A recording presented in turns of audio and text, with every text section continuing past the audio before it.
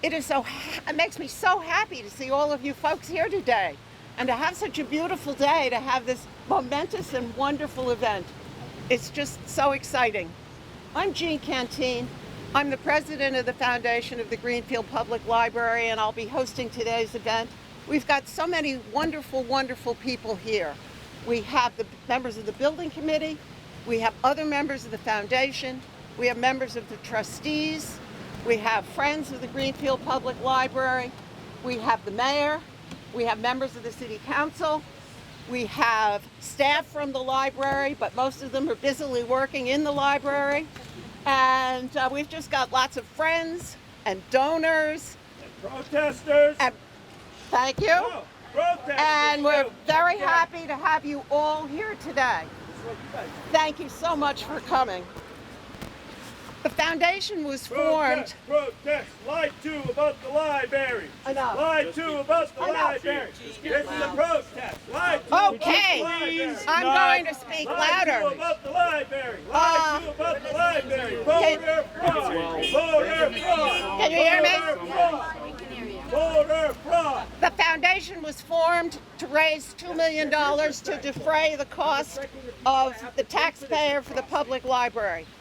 We've had more than 400 donors contribute, and we've raised $1.875 million to date.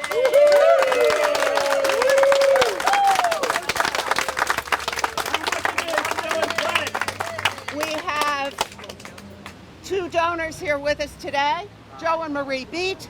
They are honorary chairs, and you'll be seeing more of them as we launch our fall campaign, as we continue to raise money. So this is a very exciting time. Hooray for Joe and Marie Beach! Yeah. Yay!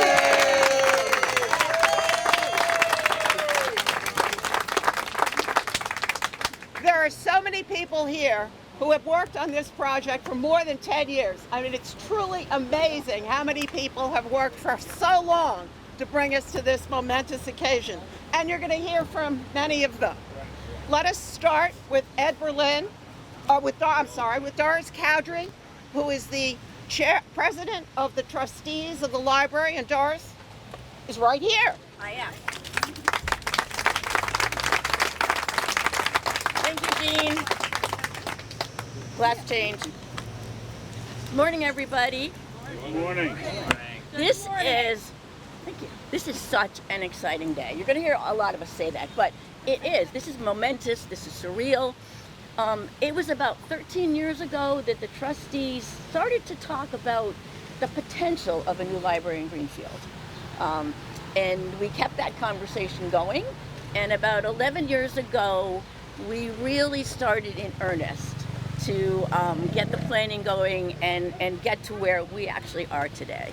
As you all know, we're celebrating the unveiling of the sign. You're going to see a rendition of what the new library is going to look like, which is, it's beautiful. It's just beautiful. To get to this point has been such a community effort. Well over 200 people from our community very actively worked to make this really happen. The symbiotic relationship of the various groups who worked on this, some communities might find that a bit odd. In Greenfield, absolutely not. You know, our community comes together, our community works together. It's been absolutely an incredible pleasure for me to be part of that. Once this is finished, our library will be the pride and joy of Greenfield. I really urge you to embrace it, to enjoy it, and I firmly believe you will love it. Absolutely love it.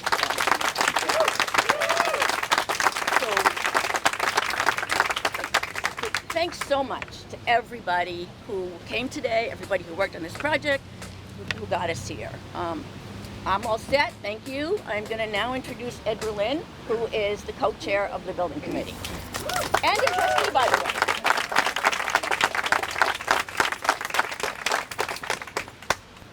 way. We did it. We're here.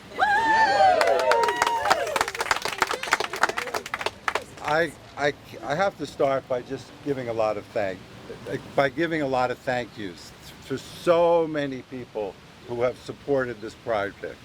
my dear friend Doris Caldry, the chair of the trustees, Jean Canteen, the chair of the foundation. The foundation has done a remarkable job. I went in front of the public 3 years ago and said it was the goal of the foundation to raise $2 million to reduce the cost of the burden on the taxpayers of Greenfield. And you heard today that they've already raised $1.875 million, and there's more to come. I want to thank Mayor Wiedegartner. Without your support, without your leadership, we wouldn't be here today. There would have been there's so many opportunities over the last couple of years, given everything that was going on, to put this project on hold. But your leadership and your vision is what has helped us get to this point. So thank you.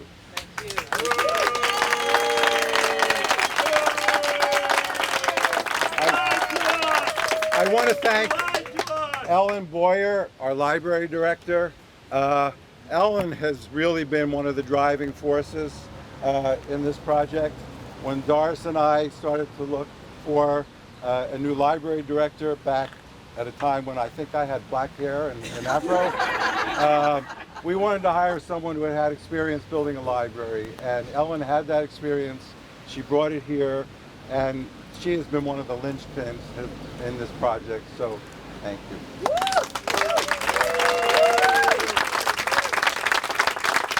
I also want to thank the Friends of the Greenfield Public Library, all the trustees, and the other 18 members of the Greenfield Public Library Building Committee, and particularly my co-chair, Tim Farrell.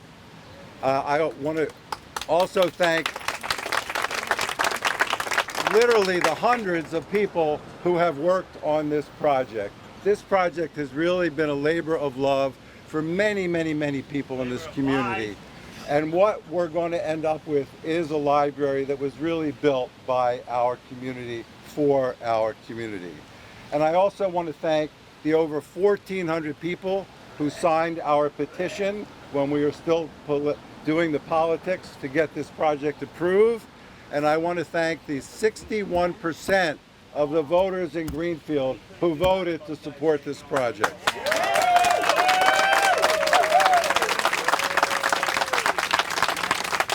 Now, I was trying to give some thought about what was I going to say today besides thanking people, and the answer was on my refrigerator door. There were two magnets on the refrigerator door with quotes that I think were really appropriate. The first one is, "Never doubt that a small group of thoughtful, committed citizens can change the world. Indeed, it's the only thing that ever has." Now, this was a quote from Margaret Mead, and it speaks to the power of the people when we mobilize. And this certainly shows the power of us when we mobilize. And without that, we wouldn't be here today. Now, I don't know who actually made up the second quote, but it's probably the most, the one that really characterized this process. And that is, when you get to the end of your rope, tie a knot, hang on, and swing. And I got to tell you, and some people know more than others, that we were at the end of that rope on a number of occasions. But we never, ever gave up. And thanks to the support of many, many people, and I need to point out my friend Karen Larrabee, the president of the trustees, of the the Friends. Because she made a comment which became somewhat of our mantra, which was, expect the unexpected. And believe me, there was a lot of unexpected throughout this project. Even to this morning, when we got here at 9:30, and our sign hadn't arrived yet. But it's here, and it's here now, so here we go. Thank you to the DPW for So I've been reluctant in the past to say this, but I think I can safely say it now, that despite COVID despite the naysayers, despite all of the roadblocks over the last 11 years, we are going to do it.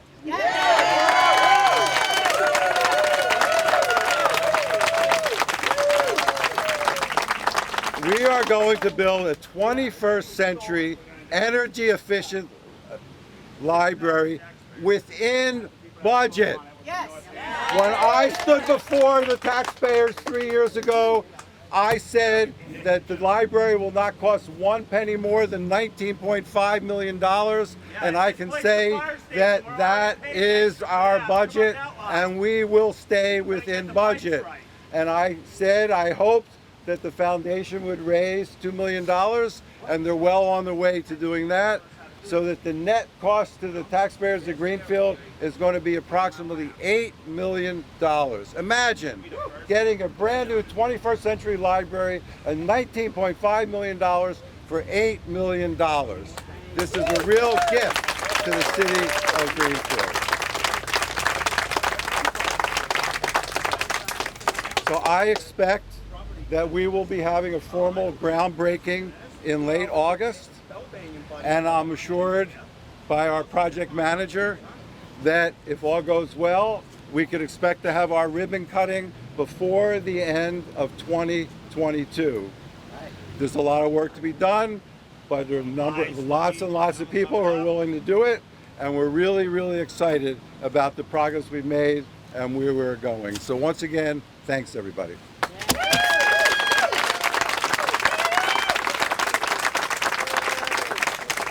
Thank you so much, Ed. Everything you said was absolutely on target and right on.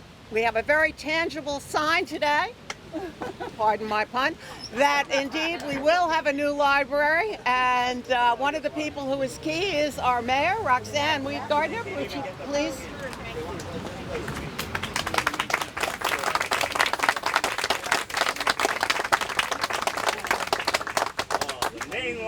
Good morning, folks. It is my distinct pleasure to be here.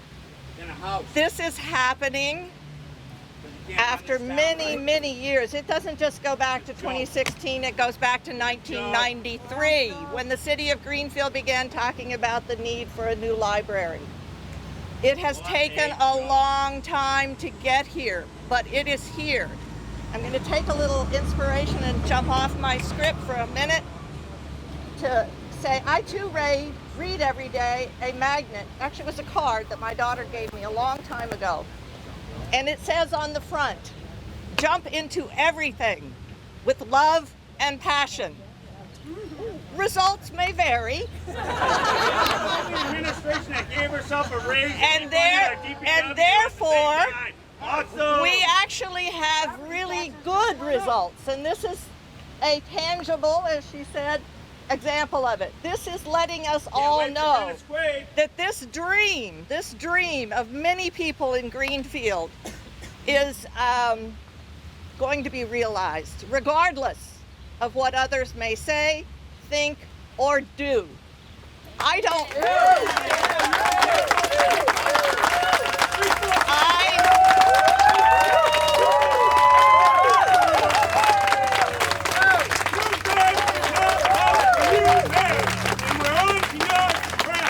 I would like to say this. Because we live in the country we live in, because we live in the city we live in, everybody has a right to disagree. I don't know why the folks behind us disagree, but they have every right to do that. They have every right to hate libraries. They have every right to hate books. I don't know what the motivation is. They have every right to use that library when it is opened, because the library is open to everyone. Everyone!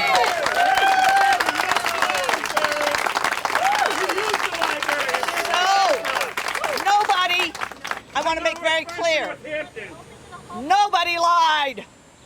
No one. It has never been anything but what it is right now, today. We have a $20 million library we are getting for $14.8 million. They didn't know how to build. And We will enjoy it for many, many years to come. Nobody lied. Nobody lied. The big lie, What about the the election big question lie about how he is wants to that fix nobody that? wants this library. $400,000, you told us on the ballot. The big lie is that nobody wants this library. I will remind every one of you here today, because we are where we are, because we live where we live, there was a vote. There was a vote by the city of Greenfield. 2-1. It voted to have this library. And I am grateful for that.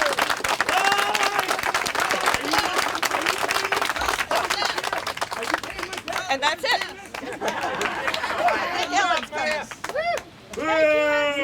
The biggest liar they got. One of the quotes that we haven't heard yet today, which is one of my favorites, is Doris Cowdery's on the bottom of every email, which is that libraries are the pillars of our democracy. It is one of the places any one of us can go at any time to learn, to enhance our knowledge. I'm there 3-4 times a week. I honestly don't know what I would do without the library. But we're going to have a wonderful new library. It's going to have twice the space for children. Half the space on the first floor is going to be for kids. And it's going to be such a wonderful pillar of our community. It is already attracting families. I've talked to 2 or 3 people who have moved here specifically because we're going to have the new library. So, I mean, this is going to be a wonderful thing. And someone who can speak even more eloquently about this than I can is Ellen Boyer. Ellen.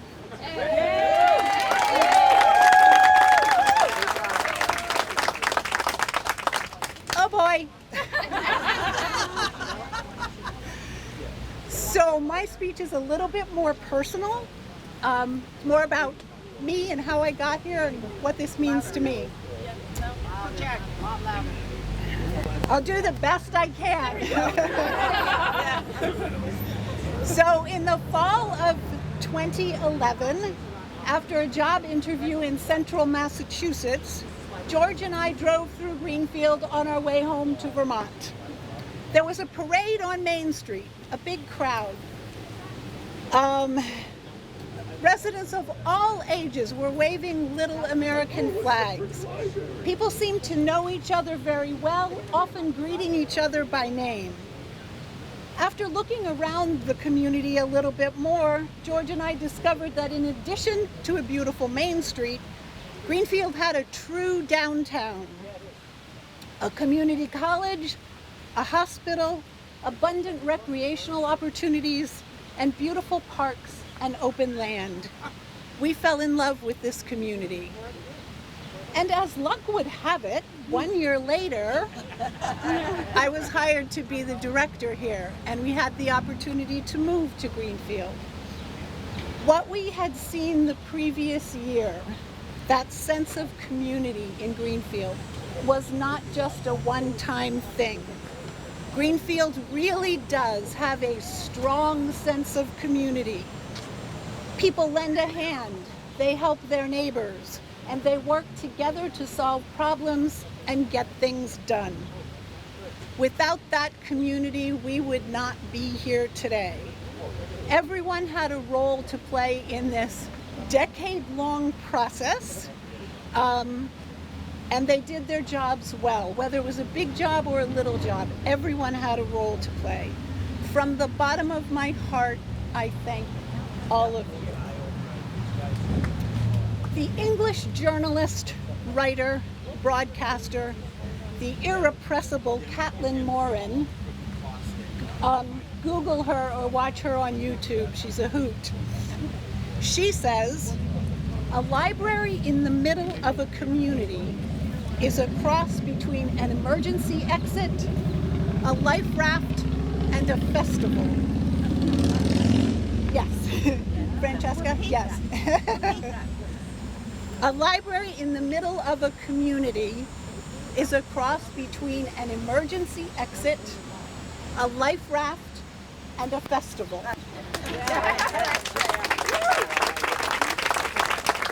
She goes on to say, Libraries are cathedrals of the mind, hospitals of the soul, and theme parks of the imagination.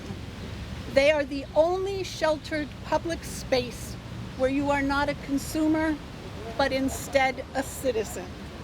So, citizens of Greenfield, wonderful community volunteers, in no more than 2 years, we will have our first ever public library building built to be a library.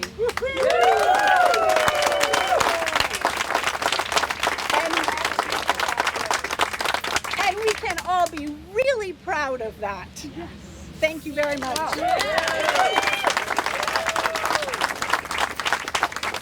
Ellen, that was wonderful. Thank you so much. I particularly like your quote. I'm going to put it on my refrigerator so I can look at it every morning. That's wonderful. And now we have a very, very special opportunity. The Friends of the Greenfield Public Library held their annual poetry contest. They have a poetry contest every year. They held one this year, and Maggie Provençal from Stone-Leigh was a co-finalist in the contest. Her poem will be read today by Gracie Spencer, and we thank Gracie so much for being able to come and be with us today. Since as we've said, teens and children are so important for the new library, and as I think has been mentioned, we have a teen committee that's helped design the library. So to have a teen with us today to read a poem is wonderful. Maggie and Gracie are students at Stone-Leigh, and they were co-presidents of their 8th grade class this past school year. Please come and read, please.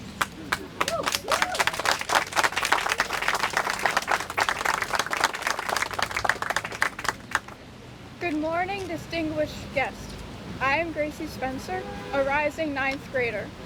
This past year, after reading Roger Robinson's poem, A Portable Paradise, in my 8th grade humanities class, we were invited to write about our own version of paradise. This is my poetic response, A Future Paradise. We can't hear you. Okay. Up a little more. It's okay. Come in closer. You're doing good. You're doing fine.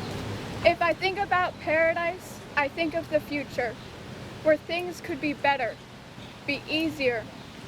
But gambling on the future is like a sea in the storm, like a wishing well wish drowning, like letting fire burn. The smell of smoke hangs over fate, warning you about the mistake you're going to make. Having your hard work out open to take makes dread consume the closing gate. If I think about paradise, I think of the future, where things could be better, be easier. But putting faith on the future is like a city glimmering with lights, like the luster of a diamond, like a beach guided by moonlight. The smell of home keeps you awake, reminding you of what is fake. It's all you have when your world seems at stake. You have to believe happiness opens the gate. If I think about paradise, I think about imagination.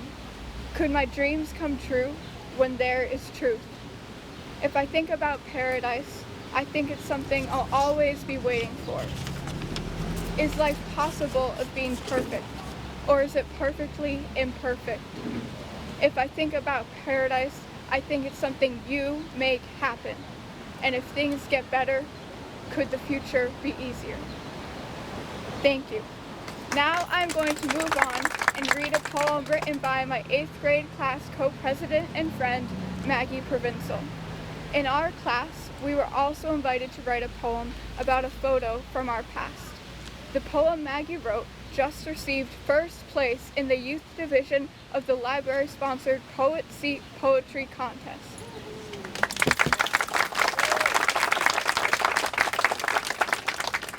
The title of her prize-winning poem is Moments Recreated. I am too in this photograph, standing on the fallen snow of my driveway, my hands out beside me, covered with pink mittens. My boots solid on the ice and snow crunching with every step taken. Hard ice wanting to go inside my boot sole. I'm with my mom and dad, looking at me with their phones, clicking the photo button, capturing the moment. It is 2008, 1 year after I learned to walk. They let me walk on my own, believing in every step taken. 2 years since the photograph taken of my brother doing the same thing, walking on the driveway, happy. His smile so bright, his hands hovered out in front of him, covered in green mittens. Thank you. Oh, that was wonderful. That was wonderful. Thank you so much. And I believe that sometime in the future there's going to be the opportunity to see this poem, right? To see it. Are they being posted around town? Yes. Some of them, yes. So hopefully we'll have the opportunity. I know if I would like to read it again, so maybe we'll put it on the website, Rachel. I'm happy to. I thought that was just wonderful and so inspirational to all of us. And now, the moment that we have all been waiting for. Da-da-da-da, we got a drum roll. Karen is going to join Gracie in the unveiling of the sign. Watch the hole. Watch the hole. Hi, everybody. I'm Karen Larrabee, president of the Friends of the Greenfield Public Library, and I'm honored to unveil this sign with Gracie Spencer today. The Friends support all the programming that is currently offered by the Greenfield Public Library and look forward to supporting the programs that will take place in this soon-to-be-built, big, beautiful, 21st century state-of-the-art building. This building will be a wonderful boost to the city of Greenfield and our downtown. Along with the trustees and the foundation, we are proud of all the hard work that's taken place to make this dream a reality. Here's to the future. Yay!